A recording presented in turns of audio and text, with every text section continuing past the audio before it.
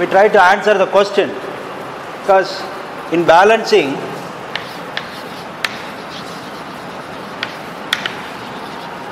here balancing means balancing of inertia forces is divided into rotating, balancing of rotating masses, balancing of reciprocating masses.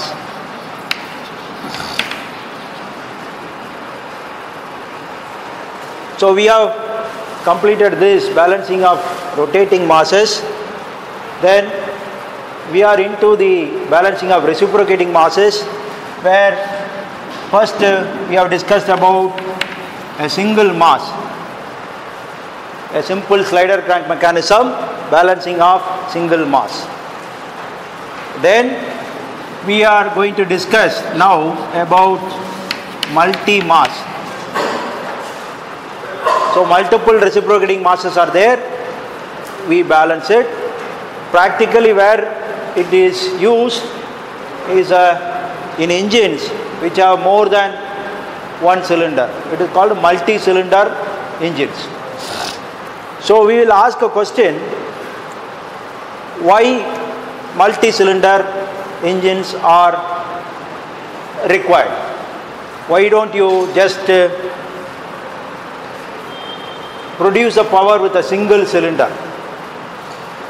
So the question is, why multi-cylinder engines are required?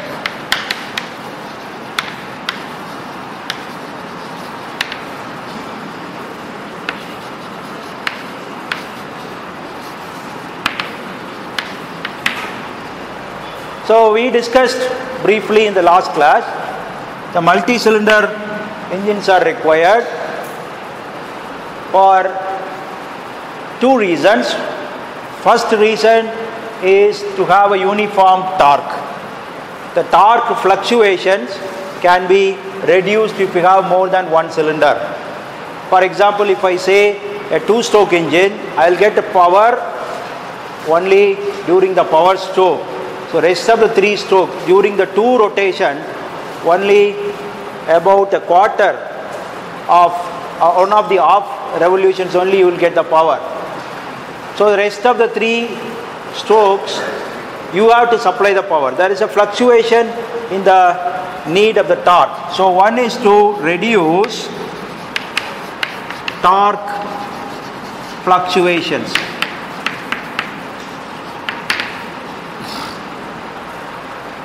The second reason for having a multi-cylinder engine or more than a single cylinder is, if you take, just now we have discussed, a single cylinder engine cannot be fully balanced. The secondary part cannot be balanced. The primary part only partially it can be balanced, that is only up to 50% only it can be balanced. Unless otherwise, you use a special device like a Lanchester balancer. Instead, if you use multi-cylinder engines, there are more than one reciprocating mass. You can carefully position them, then it is possible to balance it. So from the balancing point of view, multi-cylinder engines are advantageous. So you can use a multi-cylinder engine. If you carefully choose, you can balance this thing. So that is what the reason for having more than one cylinder, that is going for a multi-cylinder engine. Yeah.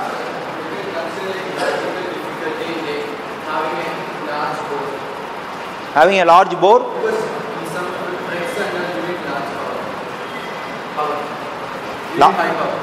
Okay.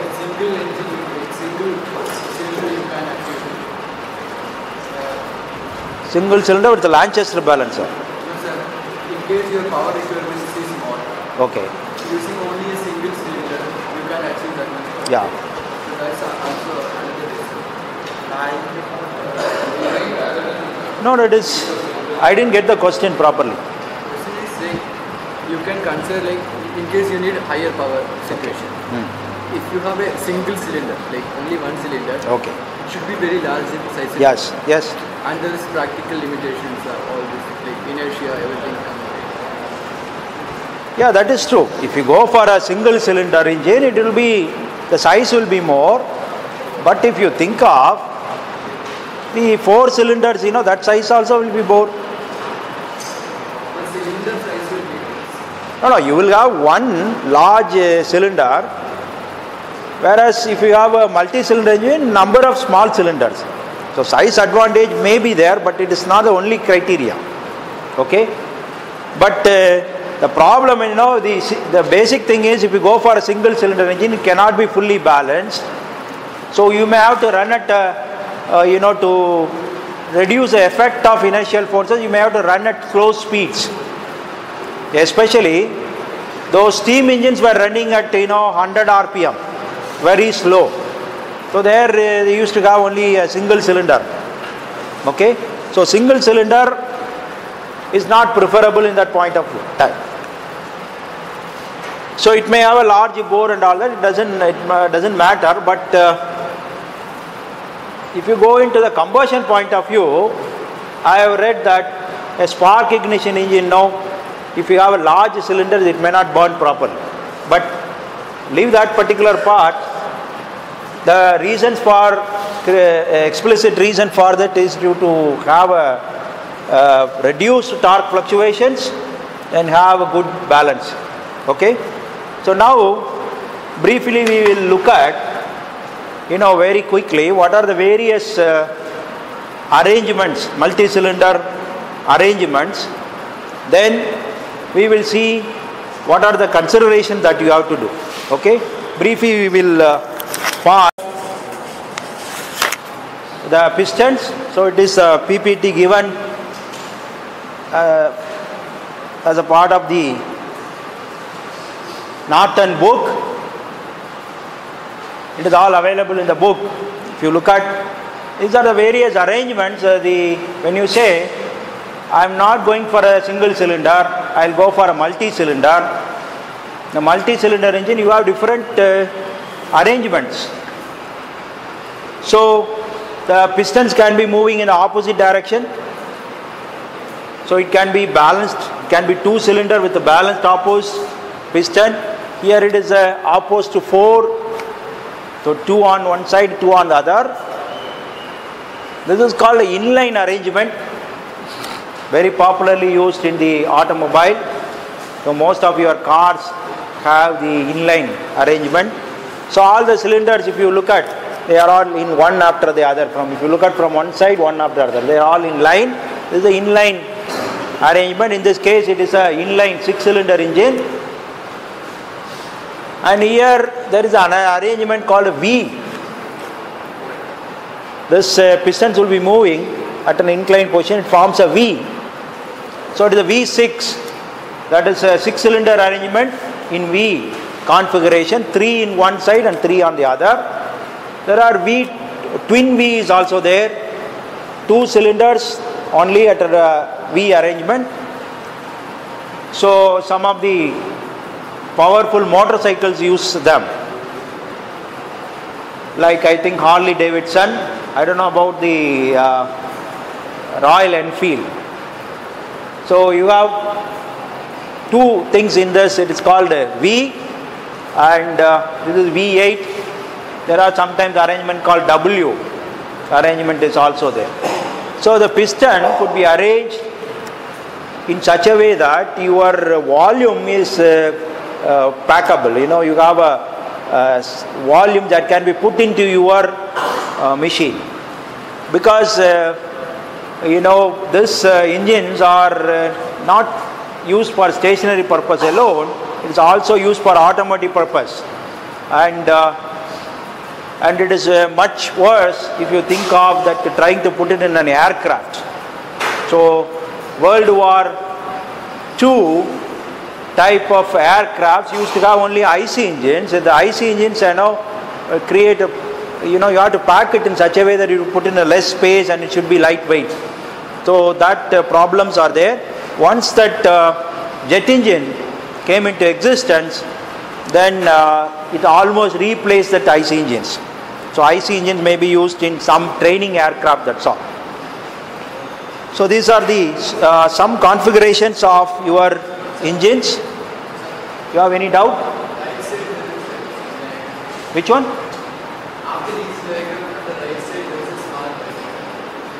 I didn't get it. Yeah, I'll come. Circular configuration. Right side. Inline six, you have a representation. Oh yeah, that is a wrong representation. Yeah.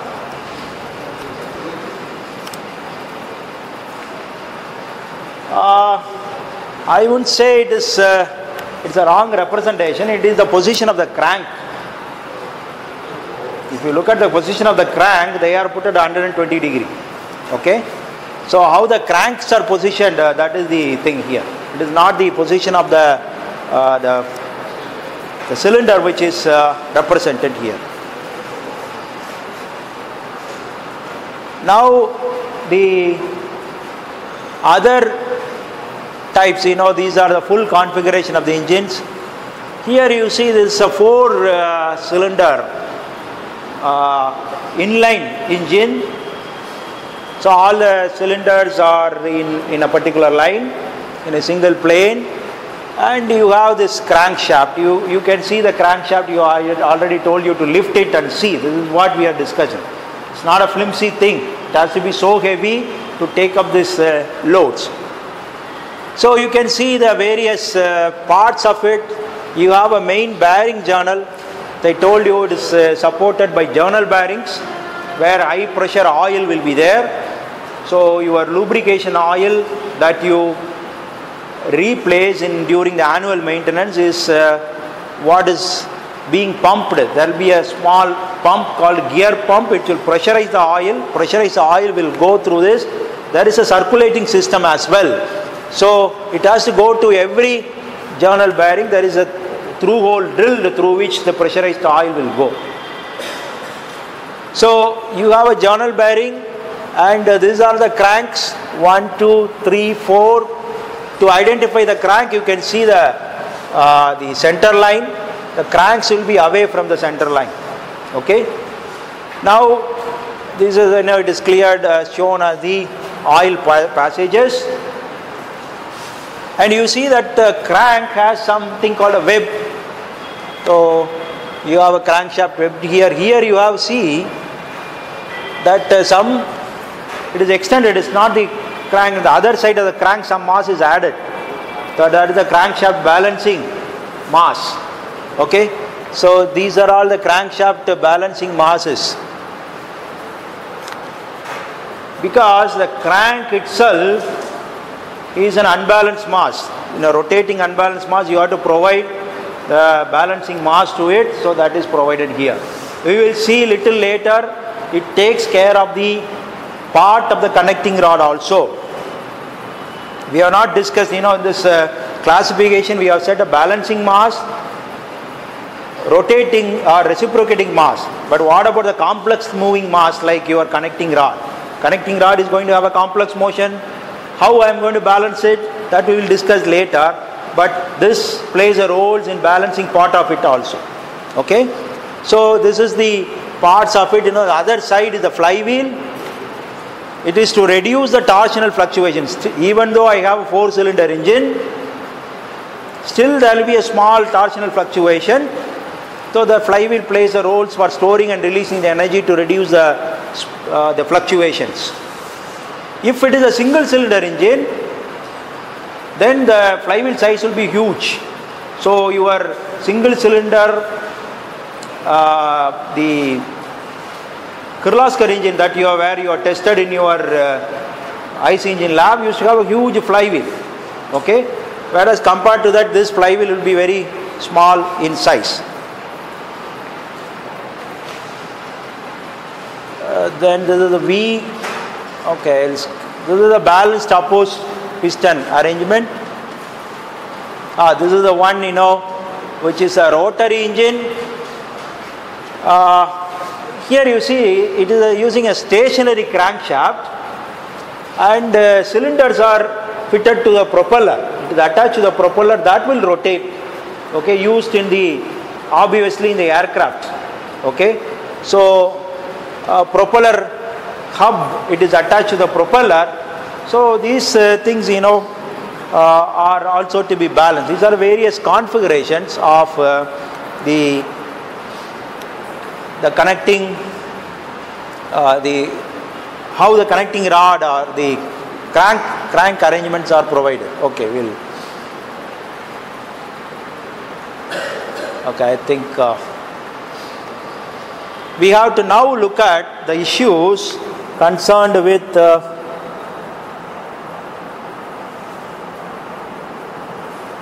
the balancing of multi-masses.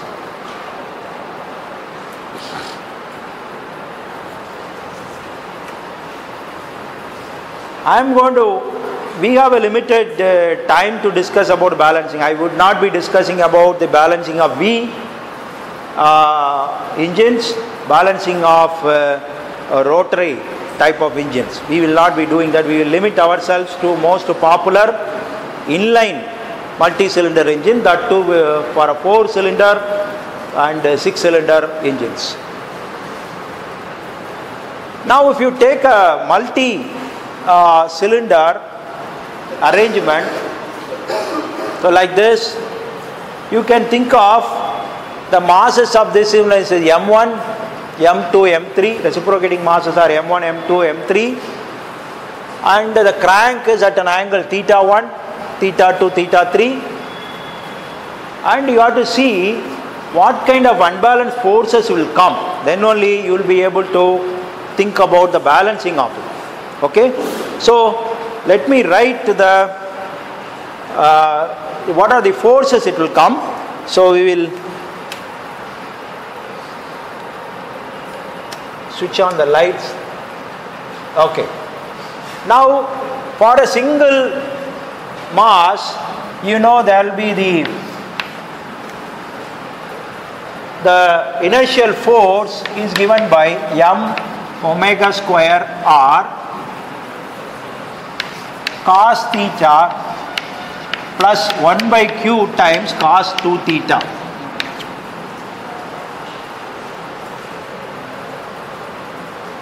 So this is for convenience is divided into F primary and F secondary. You can divide this into this m omega square r cos theta. This is equal to m omega square r cos 2 theta, and here 1 by q times. So this is the primary force, inertial force. This is the secondary inertial force. Now if you take the multi-mass system, I can say for the primary force coming out of the first cylinder, this is from the secondary force, inertial force coming out of the first cylinder, I can say this is m1 r1 theta 1. Here also m1 r1 2 theta 1.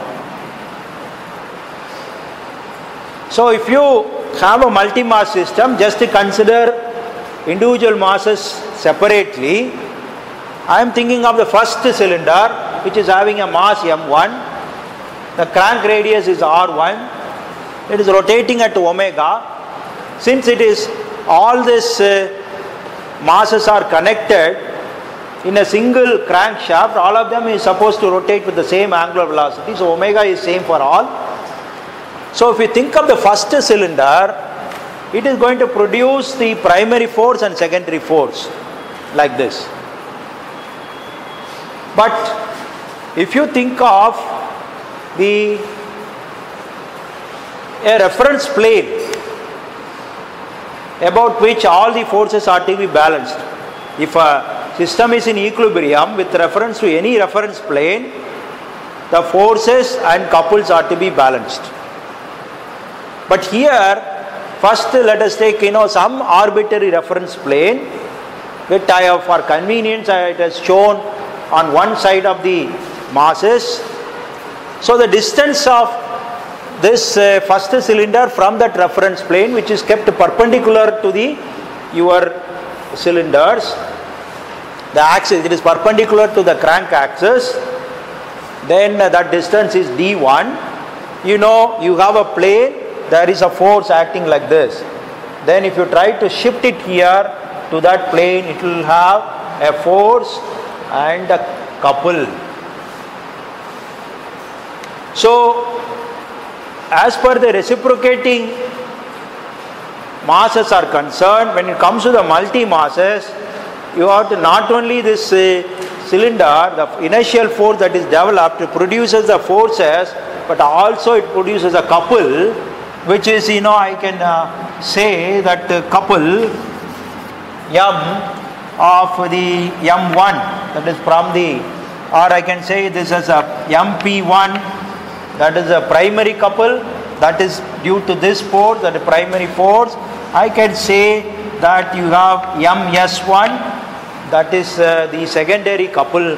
So that couple, primary couple is given by M1 omega square R1 cos theta 1 into D1. Similarly, this secondary one will be 1 by q times M1 omega square R1 cos 2 theta 1 D1. So if you take a single mass, which is, if you take a reference plane, with reference to reference plane, you want to see that whether all the system of forces and couple are in equilibrium. So there is a force, secondary inertial force produced by this mass. That is, primary component is there, secondary component is there. If you try to shift it to that plane, reference plane, it will have a primary couple, primary force, then secondary force and secondary couple. So you have to take care of, when it comes to the multi-mass, multi-cylinder balancing, not only you should address the forces, you have to take care of the couples as well. So that is the important point you have to understand. When it comes to single reciprocating mass, we will not be discussing about the couple component of it, whereas here you have forces and couple. So, you have any doubt, please?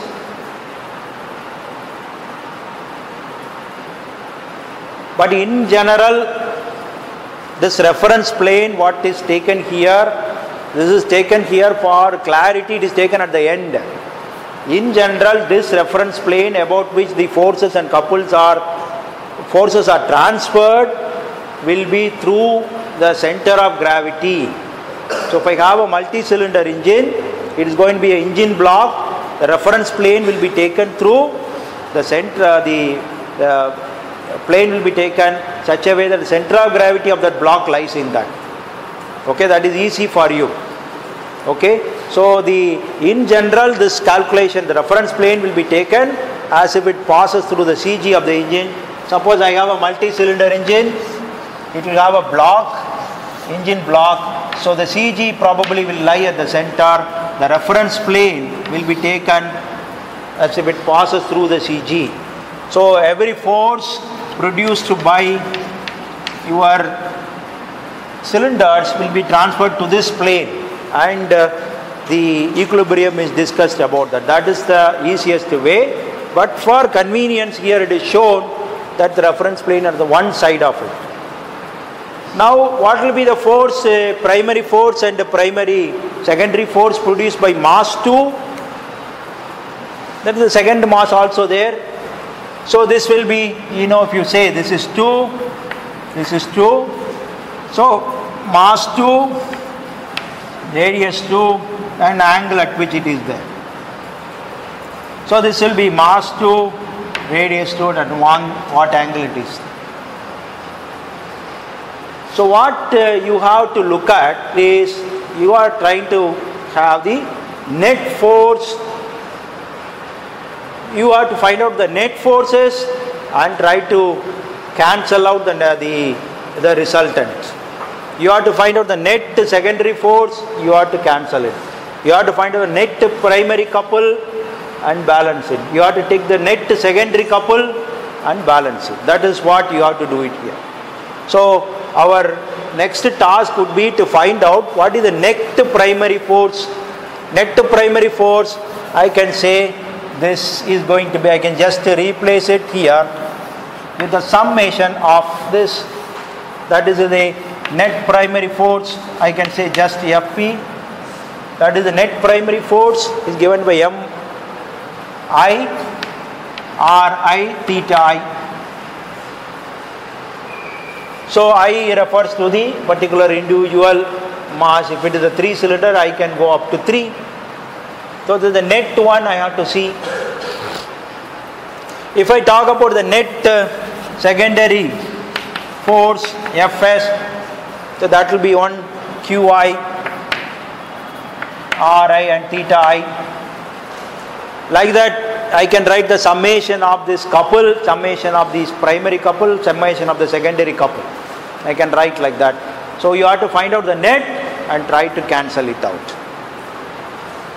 But here you can look at, this can be simplified by taking the common thing out. So I can take the omega square out because it is common. So it will be sum of Mi Ri cos theta I. What I am going to do with this, I have to see at what will be the resultant. Okay, how to find out the resultant. So I can think of, as I discussed little earlier, I can think of this Mi Ri cos I as the projection of a vector. The vector magnitude is say Mi Ri. This is an angle, it is drawn at an angle theta I. So its projection on the horizontal axis is going to be this term. Whether this really exists, it doesn't matter, but we can think of a vector existing like this, which is positioned at an angle theta. So now let me take this as M1 R1 theta 1. 3 cylinders are shown there. So if I take this other one, this is theta 2. This one is M2 R2 at an angle theta 2. Its projection on this is to be considered. Then you have the third one, probably this is M3 R3 at an angle theta 3. Now the resultant will be the resultant force that you have to find out. The resultant primary force will be this. This is your resultant.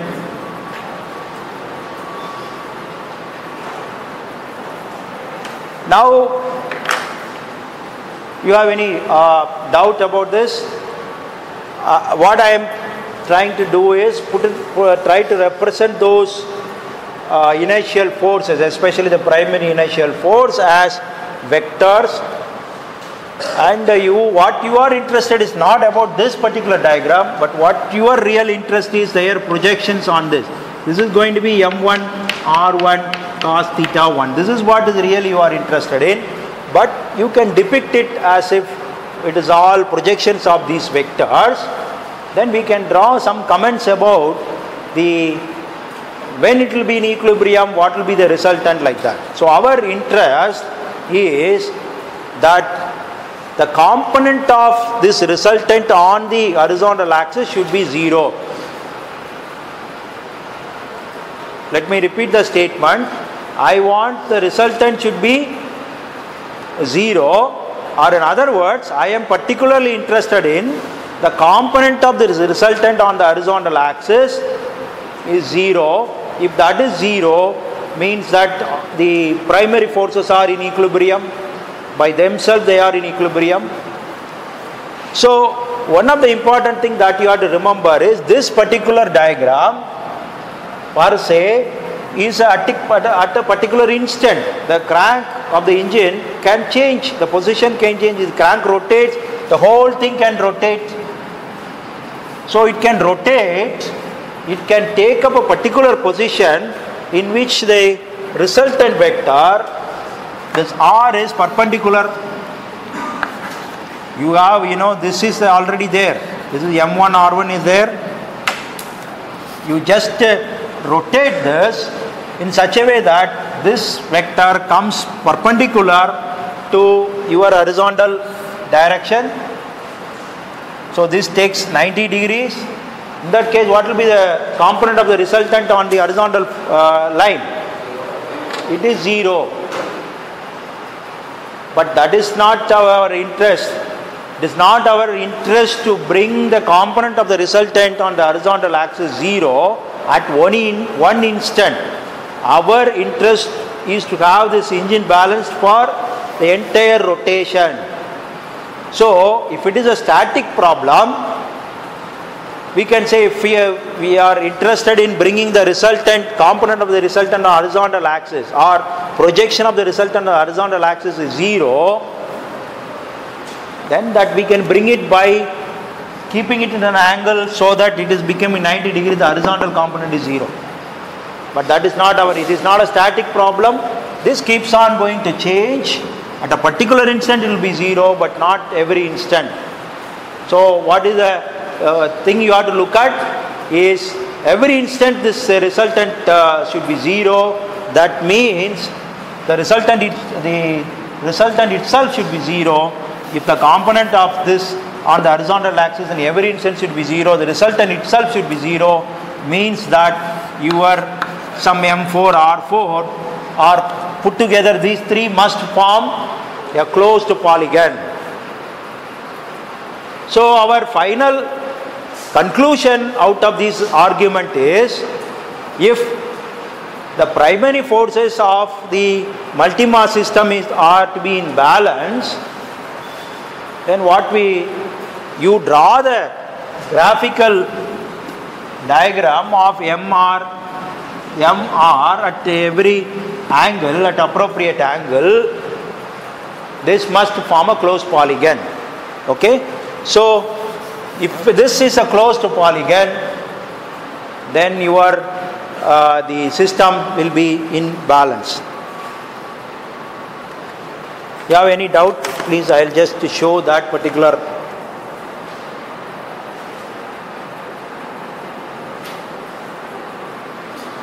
So this is what it's shown.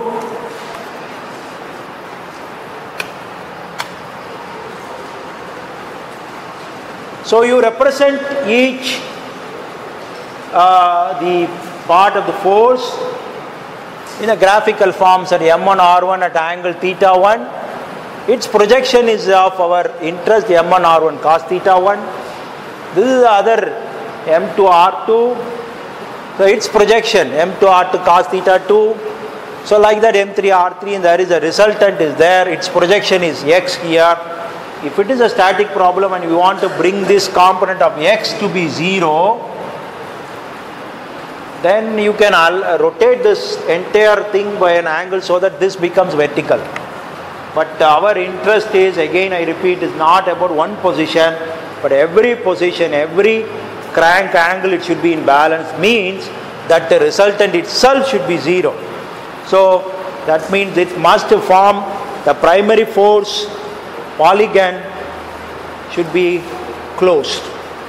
I can extend this to the secondary forces. If I draw the secondary force polygon, wherein this will be 1 by q times M1 R1, and this will be, instead of theta 1 it will be cos, it will be 2 times theta 1, 2 times theta 2. If I draw that, if it is close to polygon, then your system will be in balance.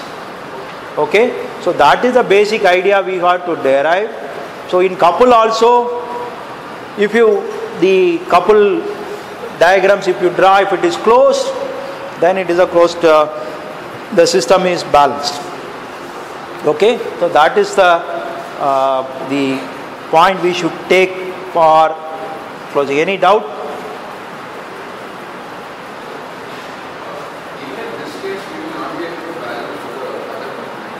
Balance, sir? We are interested in balancing the horizontal components. Yes, horizontal component. But the vertical one will still not be. Vertical component doesn't exist.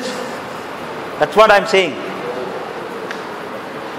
See, This M1 R1 is a mere representation, but what is real is the horizontal component of it. So you don't have to bother about the vertical component because it doesn't exist at all. We don't have to bother. So it is a representation such that we can say that graphically if I draw this thing, it should be closed. That is an idea. But what is real is their projections on the horizontal axis. If this is a closed polygon, it's a projection on the horizontal axis, all of them will align to be 0 only.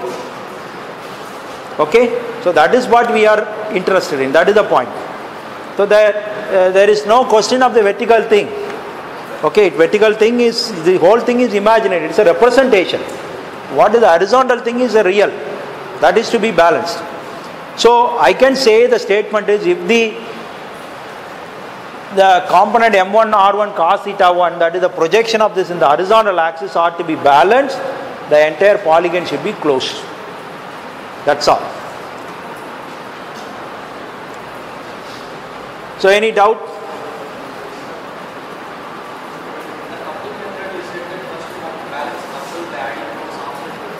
Yeah. But we didn't balance the couple. Correct. In the rotating masses, when you have in a rotating mass a couple, system of couple and system of forces, first balance a couple, then you come to the forces. That is how you solve it. That is the sequence that you have to follow here. Here it is not the question of, see how you are going to balance it. You are going to provide the masses, reciprocating masses at an angle. Okay, so you just wait for some time. I'll show you how they are going to be balanced. Okay.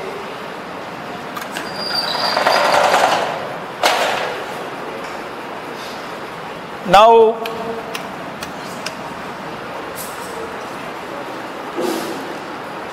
we'll take a 2-cylinder engine. If a 2-cylinder engine, I can have a crank like this.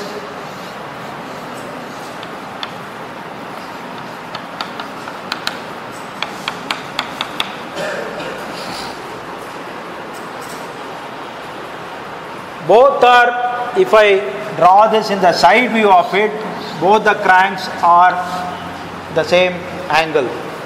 There is no difference in that. I can have, in this arrangement, the primary forces, secondary forces, all of them will be in the line of the crank. So in this case it will be vertical. Then you can imagine this multi-cylinder engine. In a multi-cylinder engine, normally we will have same masses for all the piston. So mass will be same. So if you say it is M1, M2, etc., all of them can be taken as same as M. The crank radius, all this will be same. I will not be having a crank radius, a different crank radius. Mostly it will be same. So R1, R2, R3, etc. can be just equal to R. So in that case, many things are simplified. Now, if I take such a configuration of a 2-cylinder engine, the primary forces, secondary forces along will be in this direction. So if I talk about the primary force, FP here, and this is the primary force here again.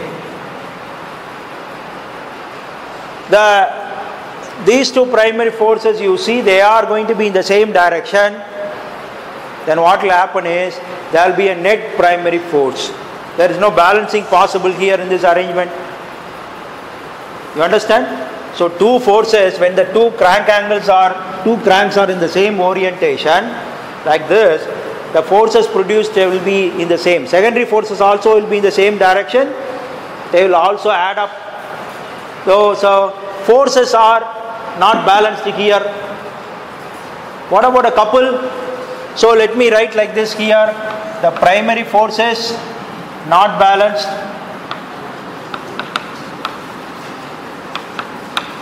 They are added. The secondary forces, they will also be in the same direction because it's going to be 2 theta for both. So it is also not balanced. What about the couple? If I take the reference line through the CG of it, reference plane is through the CG, the primary forces are going to be the equal distance, so they will cancel each other. So if you think of the primary couple, it is balanced.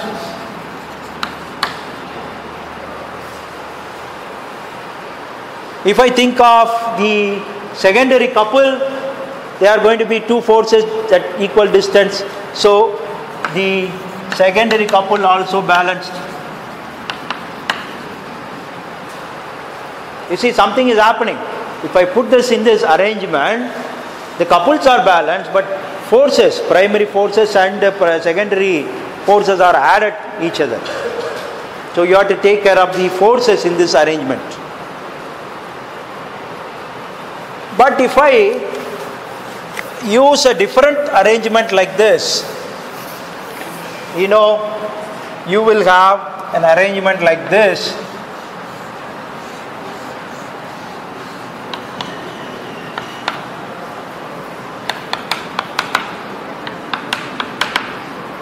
So what will happen is if you look at the side view of this, one of them is here, other is here. So suppose this is 1, this is 2, if I call this as 1 and the second, so they are like this. They are just opposite. In that case, the forces are produced at the same angle, on the horizontal line, on the line of stroke. So you will have a primary force here, the secondary force. The primary force of this is also will be like this. So in this case you see that the forces are balanced. Secondary force, they will be again in the opposite direction, they will balance. But what about the couple? If you take this as a central line, there will be a couple. In this case, couple is not balanced. Okay, so in this arrangement, if you look at this way, the forces are balanced, couples are balanced, forces are not balanced. This one, here you have the forces. So primary force and the secondary force are balanced, but the primary couple and the secondary couple not balanced.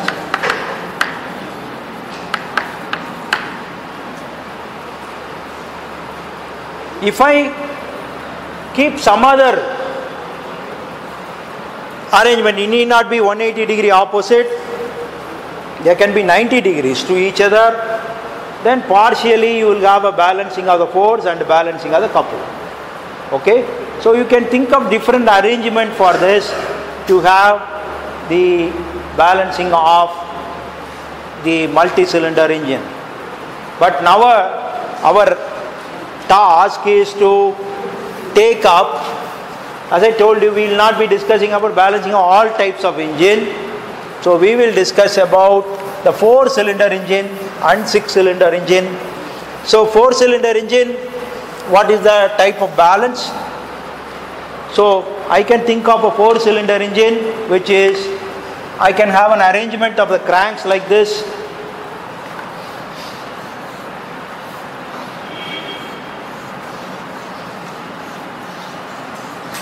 Like this, okay. So you can say this is 1, 2, 3 and 4. You have 4 cylinders. So if I have this kind of an arrangement, whether forces and couples are balanced, you can think of the forces here. So the primary force,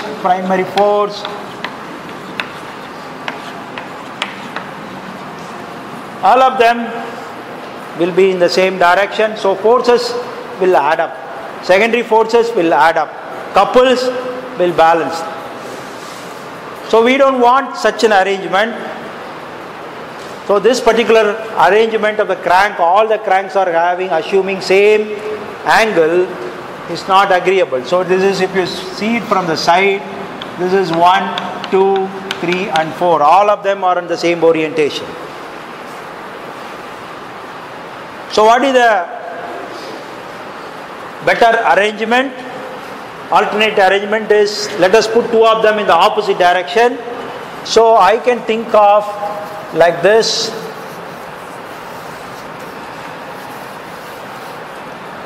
Okay, here.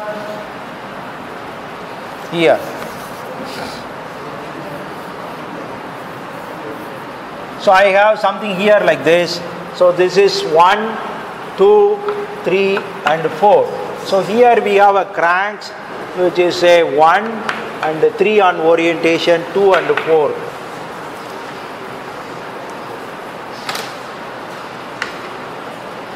So in this case, what will be the benefit? The primary forces are equal magnitude in all the states. So you have 2 in the opposite direction, 2 in the opposite direction, they will cancel. Okay, primary forces will cancel, secondary forces will cancel, but what about the couple? Couple, will it cancel or not? It will. Couple is decided by not only by the magnitude but also the distance. So this couple produced by this force and this force are different. This is going to produce more couple than this, so it will not be balanced. So this arrangement is also not going to work. So what we have to do is, you have, if you try this arrangement,